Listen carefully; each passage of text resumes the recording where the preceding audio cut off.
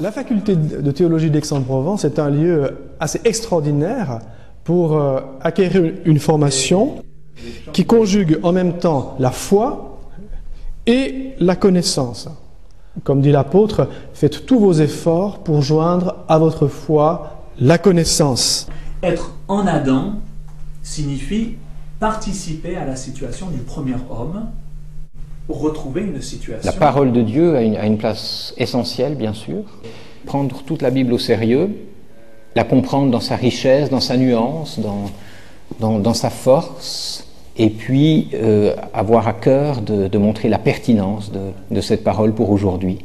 Sans cette parole, on ne peut pas vraiment se situer dans ce monde, on ne peut pas vraiment savoir quelle est notre vocation, quel est le sens de notre existence. C'est évidemment parce que cette littérature se trouve présente dans le langage du Nouveau Testament. Il y a autre chose qui est unique à Aix-en-Provence, en tous les cas dans la francophonie, c'est d'être un établissement de formation qui est à la fois évangélique et réformé.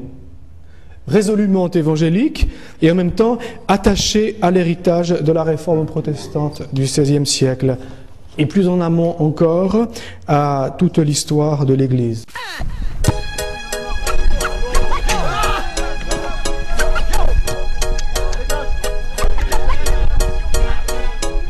J'ai découvert ici une vie communautaire assez riche, puisque sont regroupées des personnes de tous horizons, théologiques et géographiques aussi.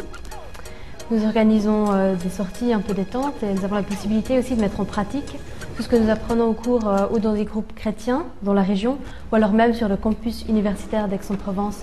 Je sais, depuis maintenant 3 ans, je suis à mi-parcours de mes 6 ans ici à la faculté et je sais que ces 3 années m'ont beaucoup servi non seulement à donner une colonne vertébrale à mes convictions, à ma foi, à mieux enraciner mes engagements dans le terreau biblique, mais aussi m'ont ouvert des horizons, des perspectives nouvelles, y compris au niveau des relations avec d'autres milieux d'église, d'autres pasteurs, responsables d'église, missions, etc.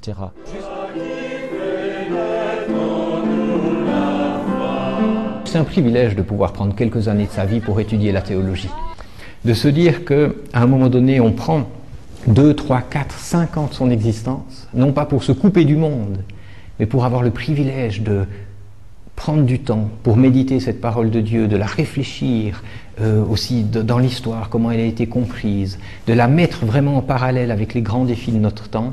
C'est un temps, je crois, d'enrichissement, un temps à vivre dans la reconnaissance, comme un privilège d'une certaine manière, mais aussi une forte responsabilité.